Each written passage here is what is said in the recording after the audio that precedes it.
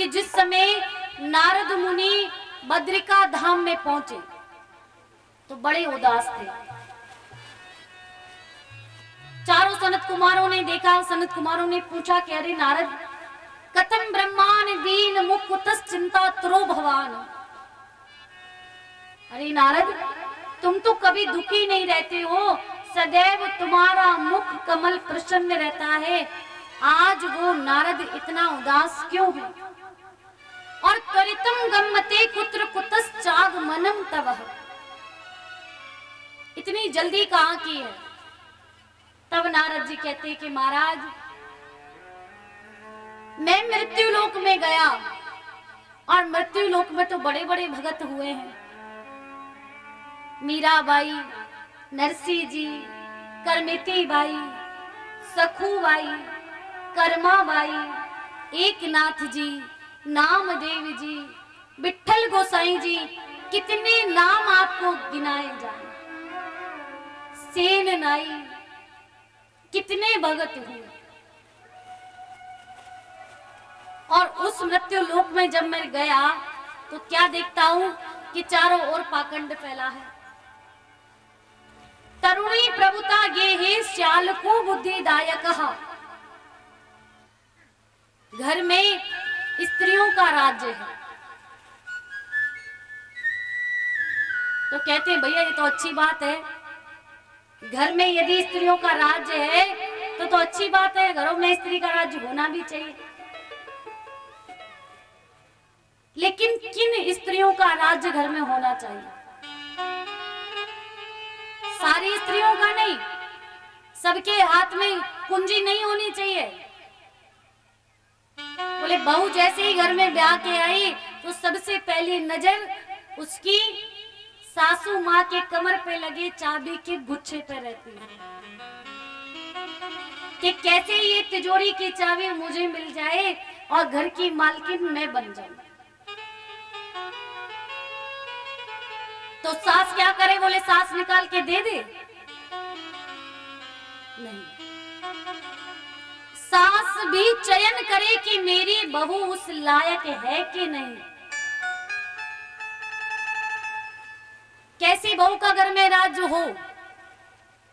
बोले जिसकी दृष्टि समतापूर्ण हो, जिसकी निगाह समतापूर्ण हो, जो अपने भाई में और देवर में कभी भेद ना करती हो, दोनों को बराबर समझती हो, ऐसी स्त्री का घर में राज्य होना चाहिए। जो ननद को और बहन को अलग अलग ना समझती हो, दोनों को एक बराबर दर्जा देती हो, ऐसी बहू का राज्य घर में होना चाहिए। और इतना ही नहीं, बोले द्वार पर कोई गुरु संत कोई भी ब्राह्मण आ जाए तो जो सेवा करे आदर सहित उनकी, तो बोले ऐसी स्त्री का घर में राज्य होना चाहिए। लेकिन आजकल की स्त्रियां बोले मायके से जब भैया आए ना तो चाहे रात के 12 बजे क्यों ना आए, चाहे रात के 2 बजे क्यों ना आए, तुरंत उठ जाएंगी। अरे भैया तेने कच्चू खायो के ना आए, अरे अभी भूखो हो गो, लातों को हलवा बना दूं, लातों को पूड़ी बना दूं, अरे भजिया तो खाई लेगो। और भैया 100 बार कहे नहीं बहन मेरा पेट भरा है, मुझे भूख नहीं है, फिर भी उसके लिए कुछ ना कुछ बनाई देगी। और कहीं महाराज आधी रात को कोई संत महात्मा आ जाए, पति देव कहे बहन अरे धर्म पत्नी उठ जाओ, ज्यादा सो मत, महात्मा जी घर पे आए, बोले सेवा करनी है, उठो चलो बनाओ भोजन, चाय बनाओ। तो महाराज राजी गैराजी जाएगी तो सही रसोई में, लेकिन इतने बर्तन पटकेगी, इतने बर्तन पटकेगी, महाराज भी समझ जाएंगे, महाराज भी समझ जाएंगे कि लक्ष्मी नहीं है, बोले सुपंखा है इस घर में। तो किन स्त्रियों का राज हो? बोले जिनकी दृष्टि में समता है, समभाव है, जो सबको एक निगाह से एक रूप से प्रेम करती है। ऐसा नहीं कि बोले अपने बालक को तो बड़ा लाड़ है लेकिन पड़ोसी का बालक आ जाए तो उसको धुतकार के भगा दे। ऐसा नहीं होना चाहिए। बोले जो वस्तु अपने बालक को खाने को दे वही वस्तु पड़ोसी के बालक को भी दे। ऐसी स्त्री के हाथ में तो महाराज चाबी चली जाए तो कोई बात नहीं, और अगर भेदभाव वाली आ जाए तो पूरा घर बिगड़ने वाला है। फिर सास जितना मान सम्मान बनाती है ना समाज में, सब महात्मा कहते हैं, ब्राह्मण कहते हैं, अरे भैया फलानी बाई बहुत बढ़िया है, बहुत सेवा करती है, बड़ी बढ़िया है वो। लेकिन सास के घर में जब से बहू आ गई तब से बहू ने सब नाम बिगाड़ दिया। लेकिन सारी बहुएं खराब नहीं होती, कुछ कुछ होती हैं। महाराज तरुणी प्रभुता ये है स्यालकु बुद्धिदायक। जब भी कोई काम करना होता है तो सालों से सलाह ली जाती है। माता पिता घर में बैठे हैं, बुजुर्ग माता पिता से सलाह नहीं ले रहे कि हम ये काम करें कि नहीं। मायके में पत्नी के जो मायका है उसमें जाकर सालों से पूछा जाता है, भैया हम ये काम खरीदे, ये गाड़ी खरीदे कि नहीं, ये काम करें कि नहीं करें। और अगर उनसे ना पूछे तो धर्म पत्नी रूठ जाएंगी कि इतना बड़ा काम करा मेरे भैया से नहीं पूछा। तो देखिए भागवत कह रही है इस बात को, हम नहीं कह रहे। ये मत सोचना कि ये तो सब आज की स्त्रियों पर ऐसी बात कही जा रही, नहीं। भागवत इस बात को कह रही है कि तरुणी प्रभुता ये है स्याल को बुद्धिदायक। स्याल को किसको कहा गया? बोले जो साले होते उनको कहा गया स्याल को। और कन्या विक्रयनो लोभाद दंती नाम च कलकनम। कलिकाल में क्या हो रहा है कलयुग में? बोले लोभ में पड़कर, लालच में आकर लोग अपनी कन्याओं का विक्रय कर रहे हैं। पहले तो कन्याओं को जन्म ही नहीं लेने देते, और जन्म ले जाए तो मार डालते हैं, और इतना भी ना हो महाराज तो फिर उन कन्याओं का विक्रय कर देते हैं। बोले क्यों? बोले हमें बहुत सारा पैसा मिल रहा है। कन्या विक्रयनो लोभा दंती नाम चकलकन। महाराज ऐसी महिमा देखकर कलयुग की और मृत्यु लोक की मैं बड़ा घबरा गया। नारद जी कह रहे हैं, और मैं घबराकर वृंदावन पहुंचा। और जैसे ही वृंदावन पहुंचा तो मैंने वृंदावन में क्या देखा कि तन्याश्रयम मया दृष्टम, तन्याश्रयम मया दृष्टम सुरेताम तन मुनीश्वरा। एक आश्चर्य देखा कि एक तरुणी स्त्री बड़ी दुखित अवस्था में बैठी और उसके सामने दो वृद्ध पुरुष अचेत अवस्था में पड़े हुए हैं। और एकात तरुणी तत्र निचन्ना खिन्न मानसा। सैकड़ों स्त्रियां, बड़ी सुंदर सुंदर युवतियां उस स्त्री की सेवा कर रही हैं, पंखा लेकर हवा कर रही हैं। और जैसे ही उस स्त्री ने, उस तरुणी स्त्री ने जो रो रही थी, उसने मुझे देखा तो खड़ी हो गई, प्रणाम किया, कहती हे नारद मुनि श्रेष्ठ, आप यहाँ थोड़ी देर के लिए विराजे। मैंने पूछा कि देवी आप कौन हो?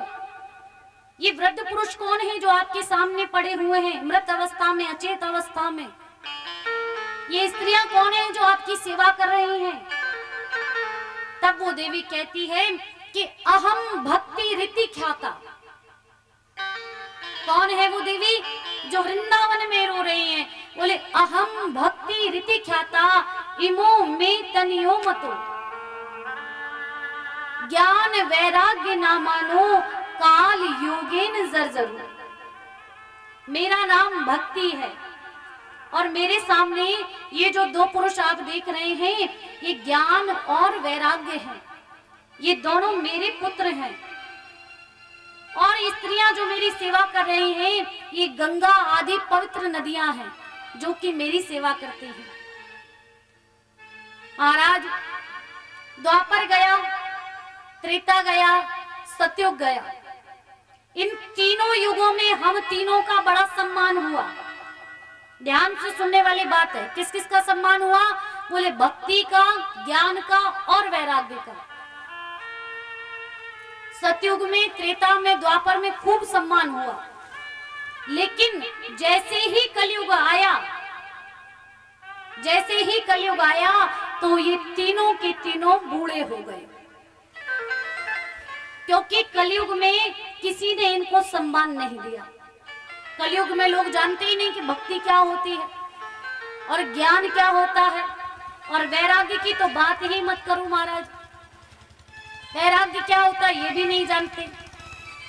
छोटी छोटी सी चीजों के लिए तो झगड़ा करते हैं। बोले ये जो मैयाओं को देख रहे हो, अगर पड़ोसिन के यहाँ एक चम्मच कटोरी में चली जाए ना तो उसके लिए लड़ाई कर बैठती है।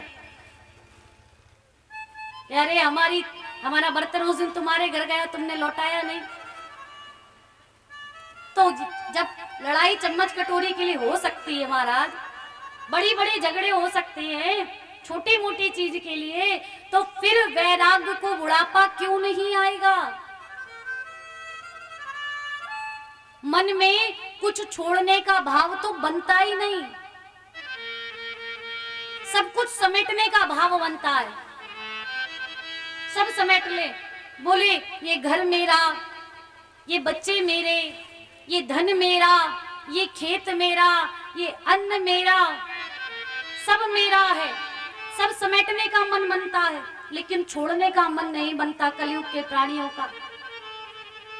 और जब छोड़ने का मन नहीं बनेगा तो फिर वैराग्य तो बूढ़ा होगा ही होगा। जब विरक्ति बनेगी नहीं अंदर से, अनुरक्ति का भाव बनता रहेगा, आसक्ति का भाव बनता रहेगा, तो वैराग्य बूढ़ा होगा।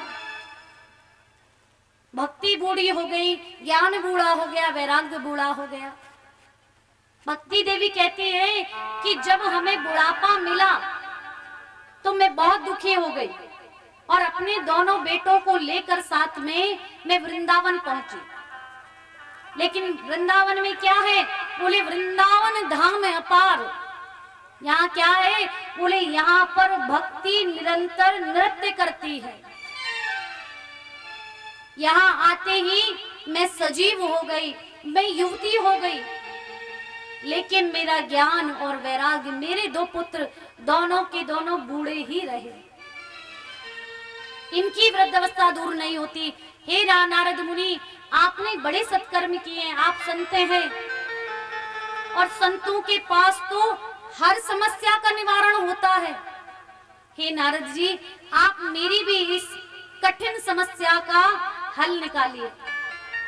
आप बताइए कि मेरे ये दोनों पुत्र दोबारा से युवक कैसे बनेंगे, इनकी वृद्धावस्था कैसे दूर होगी। नारद जी ने सोचा भाई हमने इतना भजन किया है, चलो कुछ अपना भजन का प्रभाव से इनको जगा देते हैं। तो नारद जी जाके उन दोनों के कान में वेद मंत्र सुनाने लगे, गीता पाठ सुनाने लगे, वेद घोष करने लगे। लेकिन वो दोनों बालक धीरे धीरे उठते हैं और उठते उठते फिर गिर जाते हैं, फिर मूर्छा को पा जाते हैं। अब नारद मुनि सोचने लगे भाई ये क्या चक्कर है। नारद मुनि ने बड़े उद्यम किए, लेकिन एक भी सफल नहीं हुआ। आकाशवाणी हुई कि व्योम वाणी तदेवा भून में ऋषि खिदता मिति, उद्यम सफल स्तेभ्यम भविष्यति न संशयः। हे नारद, तुमने जो भी उद्यम किए हैं वो सफल तो होंगे, लेकिन उसके लिए तुम्हें पहले एक सत्कर्म करना होगा। अब नारद जी सोचने लगे, आकाशवाणी कह रही है सत्कर्म करना होगा, और भाई गीता पाठ सुनाया, वेदों के श्लोक सुनाए, इससे बड़ा सत्कर्म क्या होगा। नारद जी आज सनत कुमारों से कह रहे महाराज आप बताइए, मेरे इतना करने पर भी ज्ञान वैराग्य का बुढ़ापा नहीं गया, तो अब मैं क्या करूं। नारद जी कहते बस आकाशवाणी ने कहा था कि सत्कर्म करो, और ज्ञान यज्ञ ही सत्कर्म का सूचक है। बोले आपको ज्ञान यज्ञ अर्थात 7 दिनों तक श्रीमद् भागवत कथा का आयोजन करना होगा, और उस सप्ताह से ज्ञान वैराग्य भक्ति को पुष्टता मिलेगी, दोनों का बुढ़ापा जाएगा और वे दोबारा जीवंत होकर नृत्य करने लगेंगे। अब नारद जी कहते महाराज हमने तो कभी भागवत करी नहीं, हम तो हमेशा इधर उधर घूमते फिरते हैं, अब भागवत होगी कैसे? आप संत हैं, आप ही बताएं। तब कहा कि गंगा के किनारे आनंद नाम का सुंदर घाट है, वहां पर जाकर एक सुंदर स्थान चुनो और उस स्थान पर बढ़िया सा पंडाल बनाओ, बढ़िया सी सुंदर सी व्यवस्था करो, एक मंच बनाओ जिस पर वक्ता बैठे और श्रोताओं के बैठने के लिए सुंदर स्थान साफ करो, दूर दूर तक निमंत्रण दो कि भैया फला तारीख में फला दिनांक में हम यहाँ पर 7 दिनों के लिए भागवत कथा करने जा रहे हैं।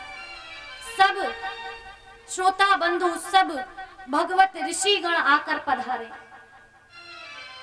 तो महाराज नारद मुनि ने बड़े बढ़िया तरीके से भागवत कथा का आयोजन किया और जिस दिन भागवत कथा प्रारंभ हुई उसी दिन चारों ओर से जितनी भी नदियां हैं वो शरीर धारण करके भागवत सुनने आई। बड़े बड़े जो श्रेष्ठ पर्वत पहाड़ हैं वो शरीर धारण करके भागवत सुनने आए।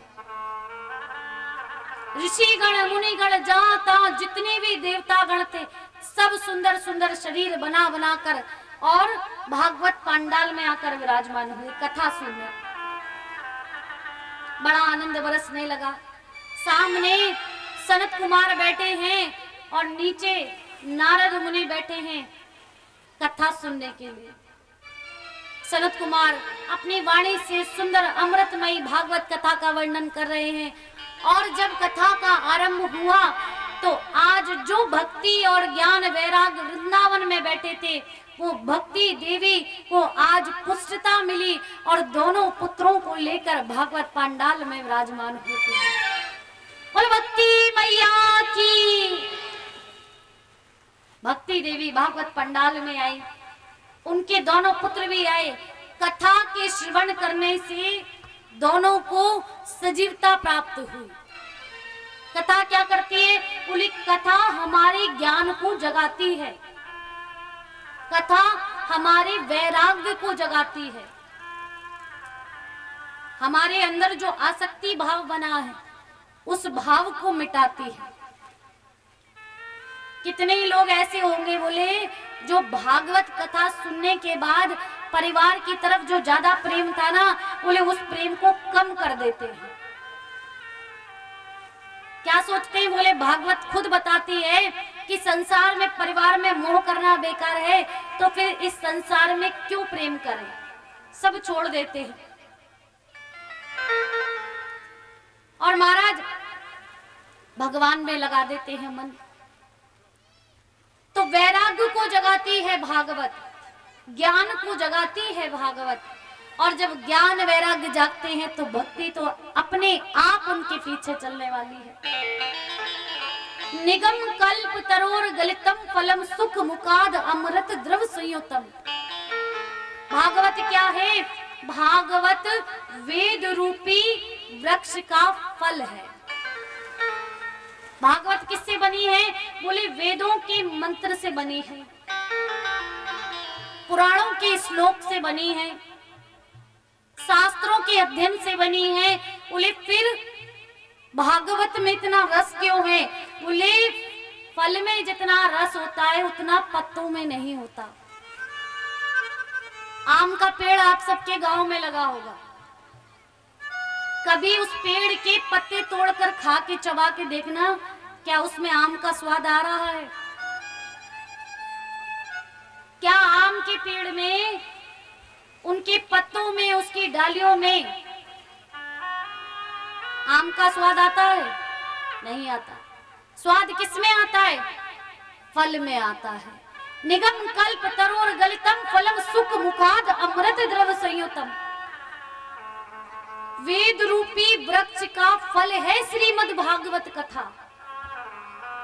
वेदों में रस नहीं आता लोगों को। बोले बहुत कथाएं सुनते हैं, वेद की तो भाषा भी समझ में नहीं आती, क्या कर है क्या। और भागवत को क्या करना है, बोले पिबत भागवतम रसमाल्यम मुहुरहो रसिका भुवि भावका। भागवत को सुनना नहीं है, भागवत को पीना है। अब संतों ने पूछा भैया भागवत को पिया कैसे जाता है। बोले भागवत को कैसे पिया जाता है, ये दो श्रवण का भी आपने इन पर गौर किया। आईने के सामने खड़े हो जाना और फिर इन कानों को देखना। इनका आकार कैसा है, इनका आकार दोने जैसा है। दोना जानते हो, जिसमें खीर पीते हो, जिसमें रायता पीते हो। इन कानों का आकार कैसा है, बोले दोने जैसा है। और दोने का काम क्या है, बोले दोने में जो आ जाए उसको फटाफट उठाओ और पी जाओ। तो हमको क्या करना है, बोले अपने श्रवण रंध्रों में क्या भरना है, बोले भागवत की अमृतमयी कथाओं को भरना है। और जब भर जाए तो अंदर पी जाओ। पीनी कैसी है, बोले अंदर जाए। किसी ने कहा भैया अगर ऐसी बात है तो भगवान आपको दो कान क्यों दिए, एक ही कान देते, एक से सुनो अंदर जाए। लेकिन ठाकुर जी ने दो कान क्यों दिए। जो नास्तिक लोग हैं ना, वो कहते हैं कि इधर से सुनो और इधर से निकाल दो, इसलिए दो कान मिले। लेकिन संत कहते हैं कि दो कानों को देने का भाव ये है कि इससे सुनो भीतर ले जाओ। और जब कोई अनर्गल बात सुने जो आपके जीवन को बिगाड़ने वाली हो, यदि वो बात कैसे भी आपके इस दोने में आ जाए तो दोने में आई है महाराज तो पीनी तो पड़ेगी। कभी कभी जब हम शादी पार्टी में या दावत में जाते हैं, भोजन में जाते हैं, तो क्या होता है, बोले कभी कभी जो खीर बनती है वो खराब भी हो जाती है। हम देरी से पहुंचते हैं और वो खीर खराब हो गई। और खराब हो गई तो क्या करना है, बोले जब खराब हो गई और दोने में हमारे में परस गई तो फेंक तो नहीं सकते, निरादर तो नहीं कर सकते क्योंकि परस गई है। बोले क्या करेंगे, बोले उसको पी जाएंगे। लेकिन अब उसका हजम कैसे करें, तो बोले हाजमोला ले लेके उसे पचाएंगे। बोले जल्दी पचे और जल्दी निकल जाए क्योंकि खराब है। वैसे ही अगर कोई खराब बात, कोई बुरी बात, कोई दुर्व्यवहार आपके जीवन में, आपके इस श्रवण में, इस दोने में भर जाए तो समझ लेना महाराज कि इसको इससे सुनना है और इससे निकालना है। लेकिन जो जीवन की कल्याणमयी बातें हैं, जो जीवन का कल्याण करने वाली हैं, उसको सुन के निकालना नहीं, उसको भीतर ले जाना है। एक मूर्तिकार ने दो मूर्तियां बनाई, दोनों एक जैसी धातु की और एक ही जैसे रंग रूप की, समान वजन की, कोई अंतर नहीं दोनों मूर्तियों में। वजन भी बराबर, रंग रूप भी बराबर, धातु भी बराबर और बनाने वाला भी एक ही। लेकिन उन दोनों मूर्तियों का मूल्य अलग अलग था। एक मूर्ति का मूल्य रखा गया 500 रुपए और दूसरी मूर्ति का मूल्य रखा गया 5000 रुपए। संत महाराज हमारे बीच पधारे हैं तो एक बार जयकार लगाएंगे, बोलिए संत भगवान की जय हो। महाराज दोनों मूर्तियों के दो मूल्य, एक का मूल्य 500 रुपए और दूसरी का मूल्य 5000 रुपए। और एक नुमाइश में दोनों मूर्तियों को उसने लगा दिया बेचने के लिए। अब जो भी वहां आए कहे भैया देखो दो मूर्ति, एक 500 की एक 5000 की। खरीदार कहने लगे भैया ये कैसी बात है, देखने में दोनों एक जैसी, बोले हाँ एक जैसी है। वजन में दोनों बराबर, बोले हाँ बराबर हैं। रंग रूप एक सा, वजन में बराबर है। और बनाने वाले भी तुम हो, कोई अलग से किसी और ने नहीं बनाई। धातु भी एक ही है, तो फिर इनके मूल्य में अंतर क्यों है? तब कहा, बोले महाराज कोई सज्जन व्यक्ति यदि आए, कोई ज्ञानी व्यक्ति आए और ये बता दे कि इसमें से कौन सी मूर्ति 500 रुपए की है, कौन सी 5000 की, तो हम ये दोनों मूर्तियां उसे मुफ्त में दे देंगे। तो महाराज बड़ी भीड़ इकट्ठी हो गई, कोई ऐसा नहीं बता पा रहा। एक व्यक्ति आया और हाथ में एक सूतली लेकर आया। सूतली जानते हो, धागा, मोटा धागा लेकर आया। कहता है मैं बता सकता हूं कौन सी मूर्ति 500 की है और कौन सी 5000 की। पहली मूर्ति के कान में उसने वो सूतली डाली, तो एक कान से डालता है महाराज, दूसरे कान से सूतली बाहर निकलने लगी। वो सज्जन व्यक्ति कहते हैं भैया तुम्हारी इस मूर्ति का मूल्य केवल 500 रुपए है। आप दूसरी मूर्ति देखी, आप दूसरी मूर्ति के कान में जब उन्होंने सूतली डाली तो एक तरफ से डाल रहे हैं, दूसरी तरफ देख रहे हैं बाहर आए, लेकिन बाहर आई नहीं, पूरी सूतली मूर्ति के अंदर समाहित हो गई। बोले तुम्हारी इसी मूर्ति का मूल्य 5000 रुपए। मूर्तिकार ने वो दोनों मूर्तियां उसे ही दे दी। ये कथानक हमें क्या सिखा रहा है? कथानक सिखा रहा है कि जीवन में यदि आप भी अपने कल्याणमयी बातों को अपने हृदय में, अपने जीवन में उतारेंगे तो आपका मूल्य भी अधिक हो जाएगा। और यदि सुनकर इधर से इधर निकालते रहे तो वो 500 रुपए वाली मूर्ति तो आपको याद ही है। बोले कोई कदर नहीं फिर आपकी, फिर आप बेमूल्य हैं। जीवन में ऐसा कर्म करो कि जब हम आए हम रोए जग हंसा। इस संसार में जब मनुष्य का जन्म होता है, जब हम आए पूरा जग हंस रहा था कि भाई छोरा हुआ है, बेटा हुआ है, बेटी हुई है, लेकिन हम रो रहे थे। लेकिन ऐसी करनी कर चलो कि हम हंसे और जग रोए। ऐसा व्यक्तित्व बनाओ, ऐसे कर्म बनाओ कि जब हम यहाँ से छोड़कर जाएं इस धराधाम को, अपने लोगों को, तो लोग दहाड़े मार मार कर आपके लिए रोए कि भाई कोई व्यक्ति था, कोई बंदा ऐसा था कि जीवन में जिसने हमें कुछ सिखा दिया। सत्संग की गंगा में जो नित्य नहाते हैं, सत्संग की गंगा में जो नित्य नहाते हैं, सत्संग की गंगा में जो नित्य नहाते हैं, सत्संग की गंगा में जो नित्य नहाते हैं, जो नित्य नहाते हैं, पापी से पापी भी, पापी से पापी भी पावन बन जाते हैं। सत्संग की गंगा में जो नित्य नहाते हैं।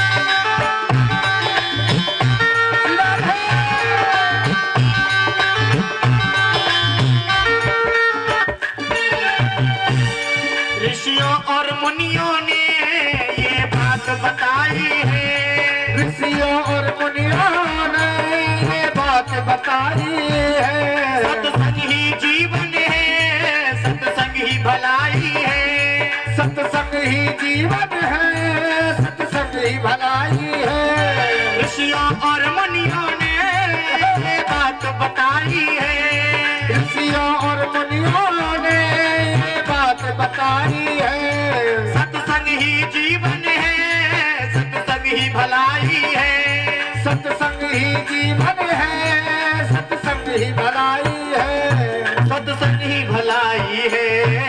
ये भेद बताते हैं, सदग्रंथ बताते हैं। सत्संग की गंगा में जो नित्य नहाते हैं।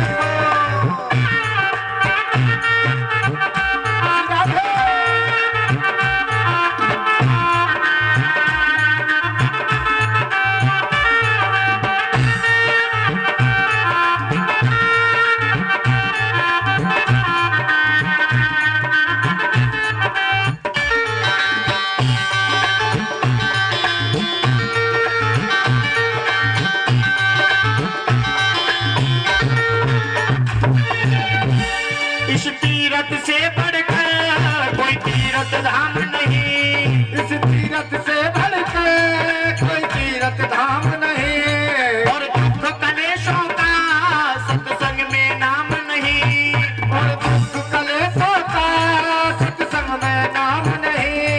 इस तीरथ से बढ़कर कोई तीरथ धाम नहीं, इस तीरथ से बढ़कर कोई तीरथ धाम नहीं।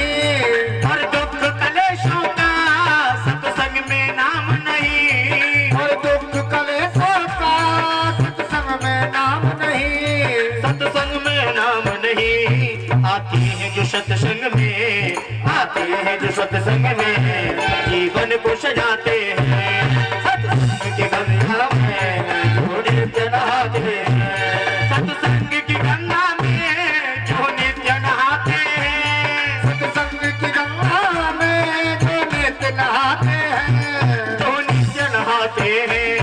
पापी से पापी भी, पापी से पापी भी पावन बन जाते हैं। सत्संग की गंगा में जो नित्य नहाते हैं, पापी से पापी भी पावन बन जाते हैं। सत्संग की गंगा में जो नित्य नहाते हैं, पापी से पापी भी पावन बन जाते हैं। सत्संग की गंगा में जो नित्य नहाते हैं, पापी भी पावन बन जाते हैं।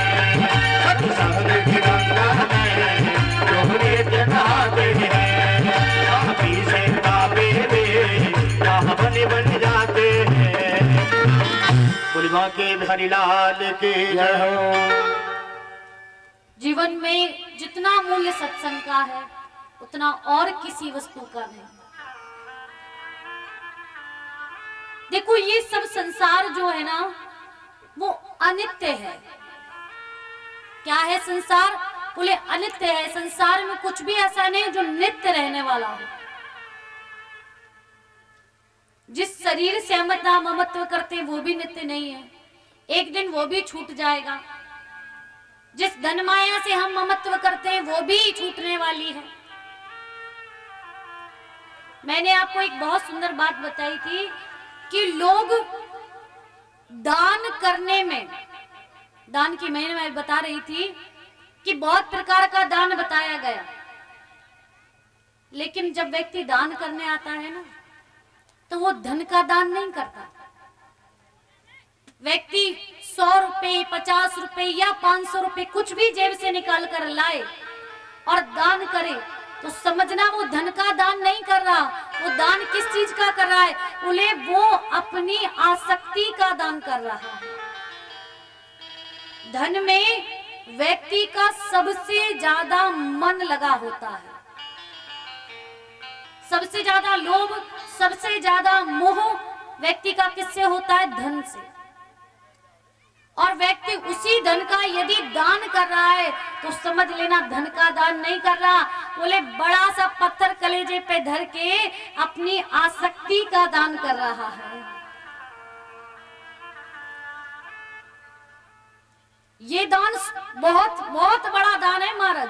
देखने में तो हमें छोटा सा लगता है, भैया क्या चढ़ाया, 100 रुपए चढ़ा गए, कोई बड़ी बात नहीं है। लेकिन उस देने वाले से पूछो कि वो कितना कर्रा जिगर करके आया था इस दान को करने में।